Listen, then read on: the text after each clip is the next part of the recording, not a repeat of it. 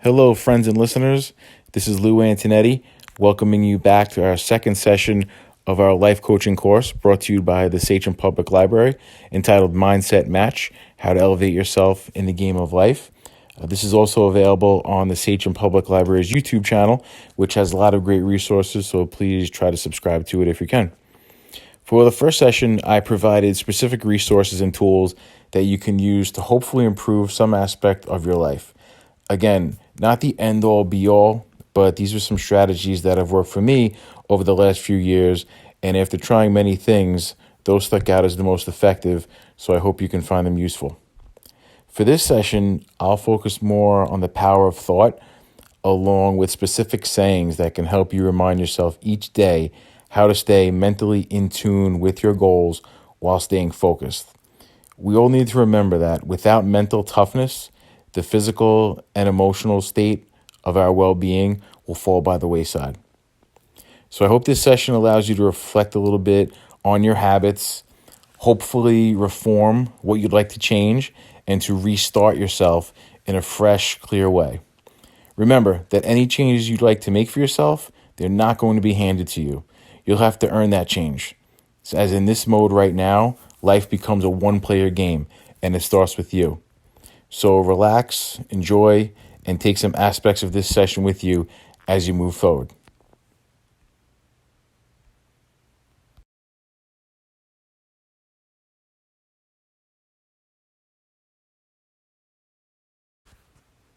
Now, here's a poem right here called The Man in the Glass. You could obviously read it for yourself when you get the chance, so I'm not going to read it for you now. But this is a poem that was brought to me by a colleague in my school probably about 5 years ago. I was a friend and a colleague, actually. About a few of our seniors in school, they made some bad decisions, and this kind of became our creed for the senior class going forward for the remainder of the school year. And this helped a lot of kids kind of view themselves differently along with their actions. And I think when they started to almost judge their own actions and reflect a bit, it really started to kind of hit home on how they look to the public, but also to themselves. One of my favorite people that I mentioned in the last session, Naval Ravikant, I follow on Twitter. He had a tweet a while back. It said that schools, politics, sports, and games, they train us to compete against others. But our true rewards, which are wealth, knowledge, love, fitness, and health, that comes from ignoring others and improving ourselves. So we really have to be careful and take care of ourselves and not compare ourselves to others. The competition that we create should be against ourselves and trying to be better each day. Just look at yourself yesterday and be better today. The problem with society today are that those comparisons, too many people make comparisons by looking at social media sites and things like that. And it actually starts to give you anxiety and depress you if you don't know how to interpret those things, where people post positive all the time, but people do have bad days and they need to change things up a bit. So it's kind of unhealthy for our minds to see social media sites, focus too much on them, and something people prior to social media, they never had to deal with. So they were able to look at themselves a lot more often as opposed to looking to others and comparing themselves to others. One other thing we told our senior class that year was that your reputation's huge, and once it's lost, it can never be bought back. And in order to earn it back, it takes a lot longer than you'd think, if you can earn it back at all. So that's something to consider going forward as well. And for the glass poem, Man of the Glass, it's basically an accountability mirror. You are accountable to yourself.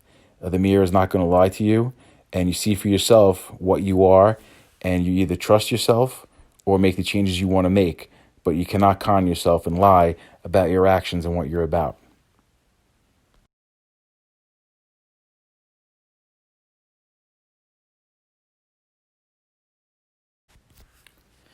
I'm sure many of you have heard of Wayne Dyer. He's written many books. He's done a million conferences, presentations.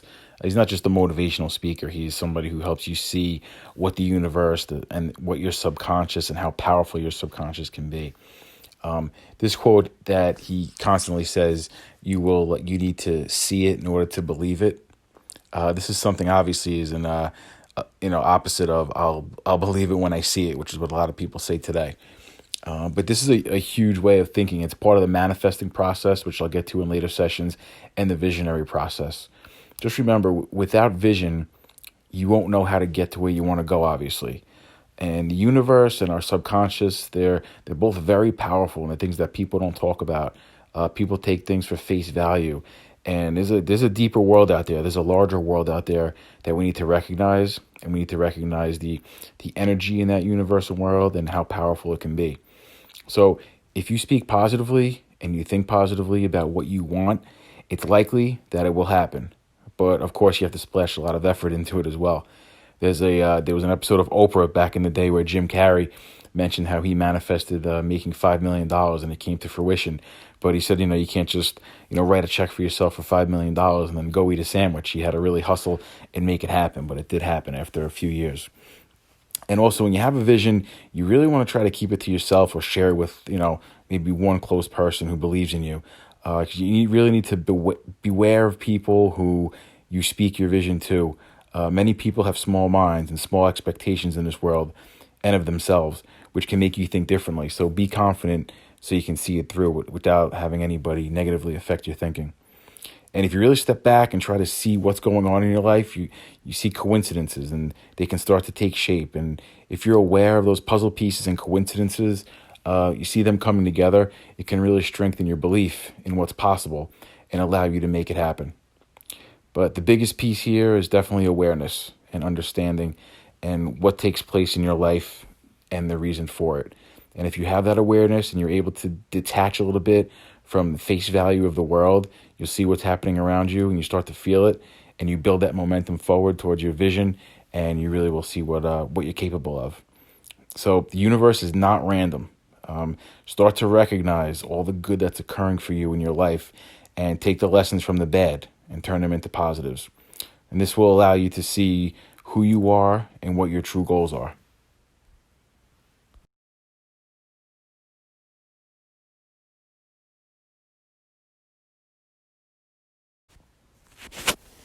Simplicity. Simplicity is something nowadays is definitely lost in our society a bit. The art of simplicity, which is what I think it is nowadays, is an art. It takes work. It takes work to work on yourself, but also to find and simplify your life. There's so many distractions today with technology, keeping up with your email, your texts, people's social media posts, and it gets distracting to the max. You basically become what you give your attention to. So if you give your attention to other people's lives and compare yourself to other people, you get caught up in that world. And there's some people who can focus on themselves and try to right the ship. And that's the biggest key today, is to right your ship before it's too late. If you don't have a simplified focus, others may sweep in without you even knowing it with their energy and give you something to focus on, which may be a detriment to your mindset and your life. Because usually if you have a void, and this is another quote that's out there all the time, if you have a void, negativity will most likely fill it. Okay? And with today's day and age, we have so much control over our mental inputs, yet many people continue with that addiction to the distractions, the addiction to drama, to news, and to other people's lives, instead of just focusing and working on themselves. You have to be selfish in a way to take care of you first, and then you can give to others and focus on other things. But time in this life is very limited, and we want to make our time here, everything we do, our doings, our relationships, about quality, not quantity. Today, it's the race to do the most, and that's exacerbated today by social media and people trying to outdo one another. It's almost like you can compare it to a recipe in a way, just like the ingredients in a recipe. The more simple that you can make a recipe, the simpler the ingredients, the healthier it is for you. Once you start to add artificial things, it takes that pureness and that health away. So simplifying things is a healthy way of life. If you simplify your work, simplify your school day, check your emails and your texts less frequently, they're always going to be there, those things. So if you could just take 5 minutes a day, a few times a day, just check your breathing, something as simple as that, to kind of balance you and center you and make you aware of how you're feeling at that moment, as opposed to being stressed all day and wondering at the end of the day how you got to where you are. So even living at home, simplifying your living space in your house, that can also help with your headspace and your mental health and your mental clarity. So all this takes constant awareness, and it's hard. But when you get into that rhythm, you get into that flow, you start to become more aware of it, and it becomes less work and more enjoyable. So you just don't want to fall into that societal distraction trap that leaves you floundering without a concentrated purpose each day.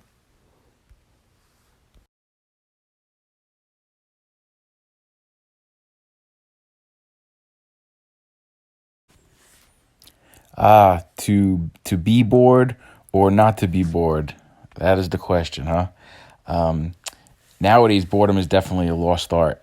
Since the invention of smartphones came out, boredom has pretty much become obsolete. People who are bored today, they have a real easy fix to become unbored, and that's the smartphone. That phone can provide a distraction from themselves. It can be used for positive mental inputs as well, though. It can also be a negative source for drama, bad news, or no activity coming towards you in your direction from the phone can also make you feel depressed, which we see a lot of times in high school from young students. There's definitely a direct relationship between the invention of the smartphone with anxiety and depression. The problem, though, is not the phone, it's how we use it. So by putting that phone down and doing nothing, that can be a lot more powerful than you think. By spending time with yourself, you can be majorly productive. Maybe not at that immediate moment, but it gives you a chance to think, reflect, assess, and plan for yourself and your future. The problem with today is when we have time to think, many people have no clue what they should be thinking about. So being by themselves kind of scares them. So they turn to a phone to occupy their brains and their thoughts, to maybe distract them or give them something else to think about, because they may not know what to plan for. And that's scary. And when people become scared, they turn to something to distract them from that anxious feeling. So the fact is, if you can't sit by yourself with your own thoughts for 10 minutes, it means you really should be sitting by yourself for 20. It means you need it more. So spending time with yourself, talking positively in your head, thinking about you and where you're going can be very powerful. When you step out into the chaotic society that we have today, it'll give you an empowered feeling too, almost a grounded feeling, knowing that you took time for you and that people didn't steal your time all day. Boredom is definitely best accomplished through meditation, I feel. Just being able to feel your feet on the ground, emptying your brain of thoughts, and just being in a place and knowing you don't need to be anywhere else. That really helps with your presence. It teaches you how to be more present, and it gives you a lot of patience too. And in a world of impatience and lack of presence, that's going to help you a lot and give you an advantage over other people. Now, you don't see many people posting on social media how they took time to think or how they took time to be with themselves or had a great time being bored. It's always about the next best thing to do and how quickly can we do it and competing with others. So being bored and being with yourself is not really valued, and people look at it as a negative when you always should have people around you doing something. But being by yourself is a very empowering thing, and learning how to just be, will make you happier. It'll make your family happier, and it will also allow you to appreciate the simple things you have that can't be bought, and the things that aren't focused on a daily basis that you really should be appreciating, but you're too distracted to do so.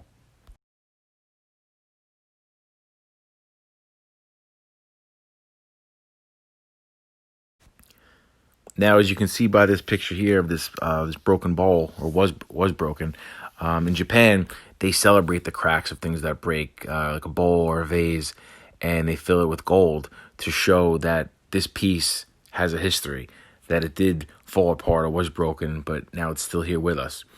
And the funny thing about today is, in our society, it's everything on social media and posts, or everybody has a great life, everything's perfect.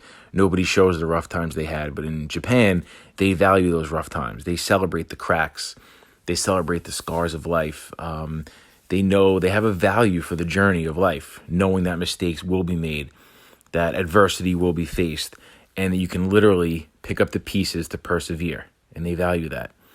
And today, though, our school systems, they teach us that mistakes are bad, that if you get an answer wrong, you get minus points.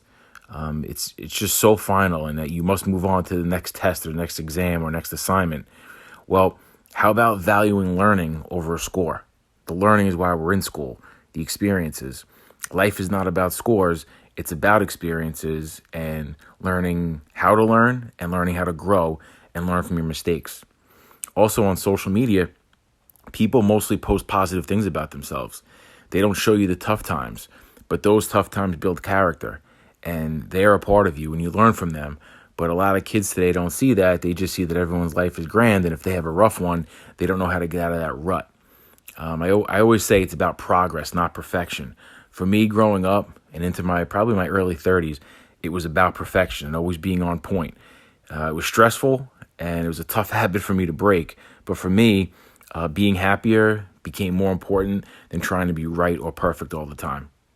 And you have to respect those who have faced adversity and are better off from it. It's the people who haven't faced it, the people without those scars. Those are the ones who you won't know where they're going to stand when things get tough. And you hope they make it out okay, but knowing that other people have been through things, you know that grit is there and they overcame. And sometimes, hitting a low point can define your life.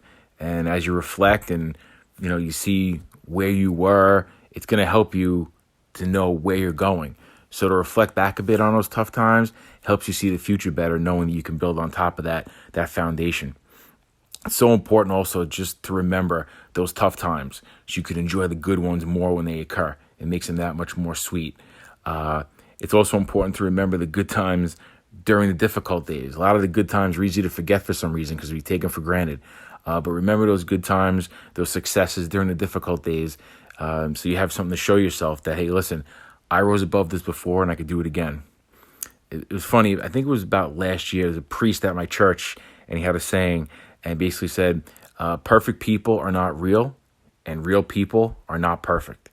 And it's such a powerful saying. I also thought to myself right after he said that, anyone in my life who expects me to be perfect, who holds imperfection against me, and if they have some expectation of me that I don't meet, well, that person needs to accept more of what that is about me and not what they want things to be and want to be in control so much. You need to accept what goes on in life and not hold on so tightly in control.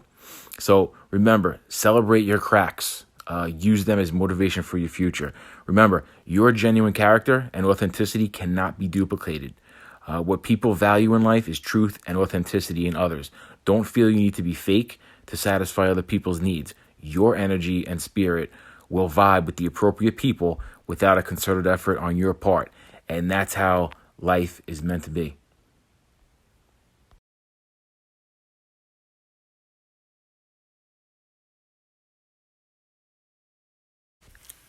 Now, this quote, every setback is a setup for a comeback. I used this in one of my graduation speeches about 5 to 6 years ago. It just rings so true for me. I first heard the line while listening to Joel Osteen years back, and most recently, I've heard it actually more and more through social media, in books and things like that. And it's just said in different ways nowadays, I feel like. But similar to the Japanese art of repairing the cracks with the gold, your setbacks or your low points should only be temporary. Knowing that a setback will be temporary will allow you to rise up again at some point. But unfortunately, some people don't understand the low points that occur and how to dig their way out of bad luck, bad breaks, or losing someone that they loved. Setbacks, they can be our own fault or due to circumstances that are out of our control. So we need to realize that. But before you blame yourself and get down on yourself, think about why things happen the way they did. They probably happened for a reason, and you might not realize that for a ways out, but you need to find the positive so you can find that motivation for your comeback. Sustaining a comeback is sometimes not easy. It takes time, but that comes back to trusting the process of life and the process of you changing. The impatient person wants things now, but obtaining something easily usually lessens its value. And just like nature, think about winter. It's dark, it's cold in the winter. There is not a specific day when poof, the spring weather is here. Sometimes the spring type weather, it's on time. Sometimes it's a few weeks early.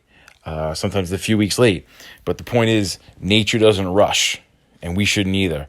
And all seems to play out okay for nature each year, just as our nice weather comes back just in time.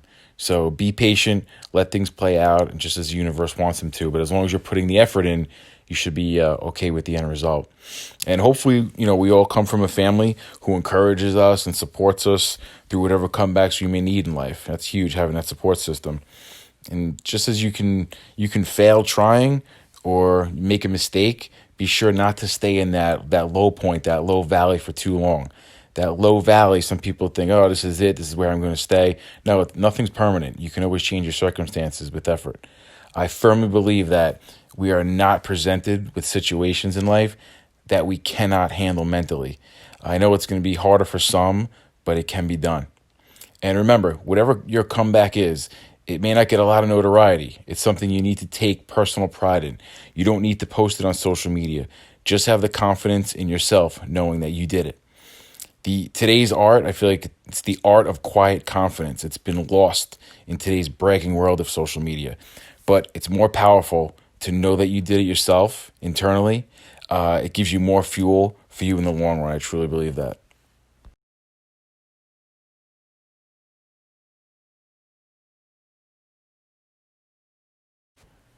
This slide here, this highlights the fact that we all need to be individuals in life and question whatever we can.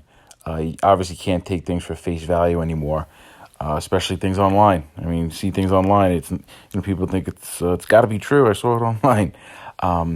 But something about the masses were always right. All would be perfect in the world because we could all follow the masses.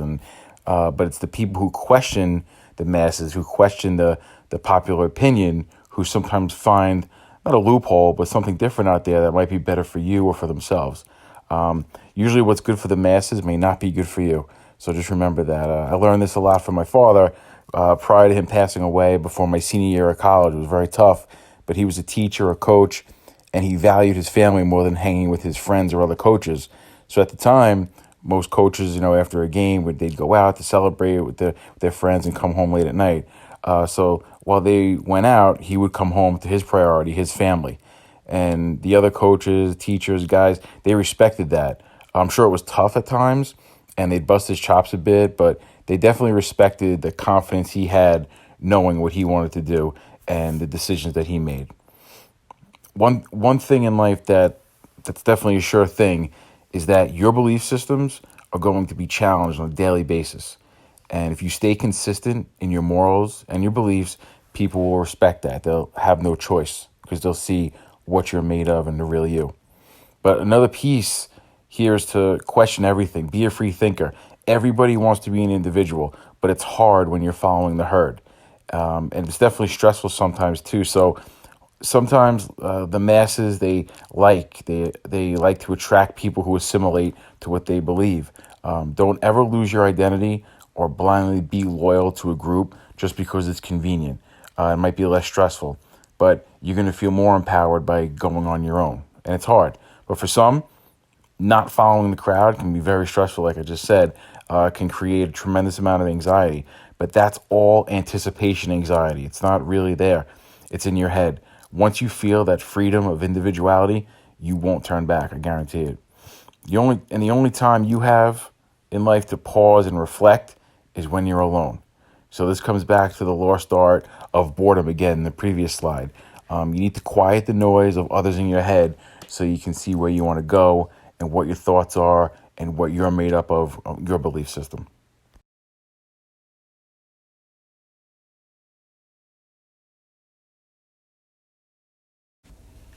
This quote here by Confucius is pretty much my all-encompassing go-to quote. We have two lives, and the second begins when we realize we only have one. The first time I heard this quote was on the Joe Rogan podcast when he hosted Naval Ravikant, who I've mentioned in the previous session.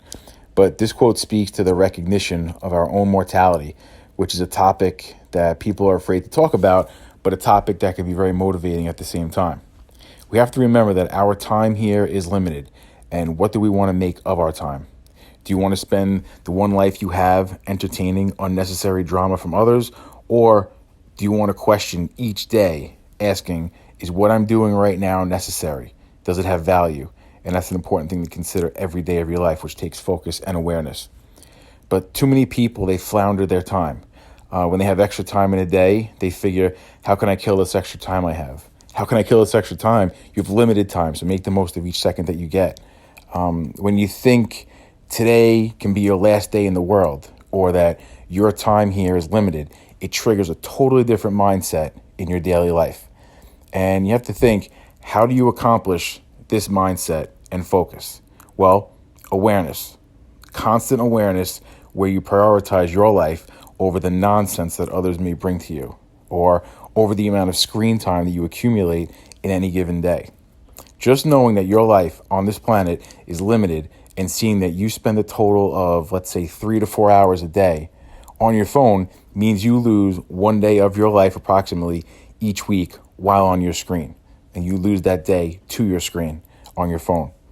So this quote, I think, also helps you realize what you don't want in life, what people you don't want to be around, the places you want to stay away from, and the things and habits that you want to eliminate to maximize your life experience. So let's remember, if you don't decide what your priorities are and what they're going to be, the people around you will decide them for you, and that is no way to live on a daily basis.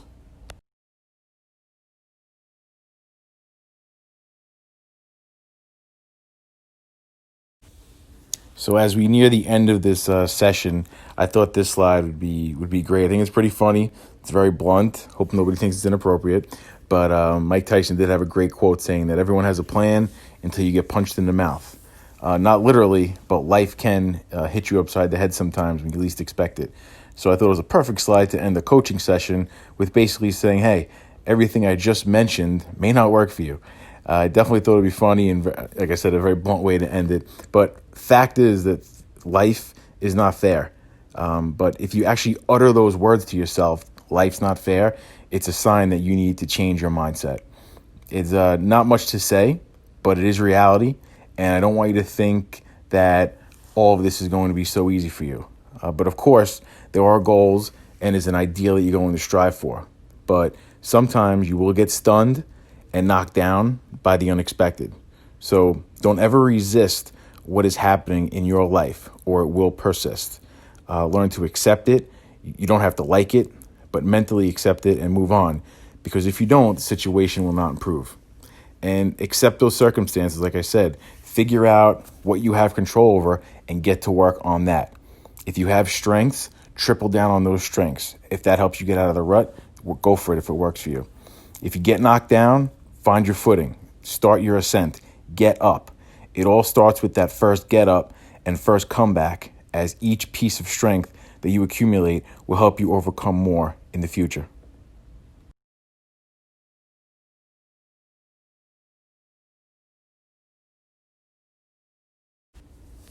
Once again, I'd like to thank you for listening to this session, and I'd also like to thank the Sachem Public Library for partnering with me to bring this resource to you every month. And if you look at my contact information here, louantonetti11@gmail.com. Please let me know just any feedback regarding this presentation, any ideas for future discussion, and if there's any topics I discussed here that you'd like more information on in the future. I do offer life coaching sessions for teenagers and college students because, again, why wait till you're 30, 40 years old to start to think about these things? Now is a perfect time. But again, thank you so much. I appreciate the time and hope to talk soon. Take care.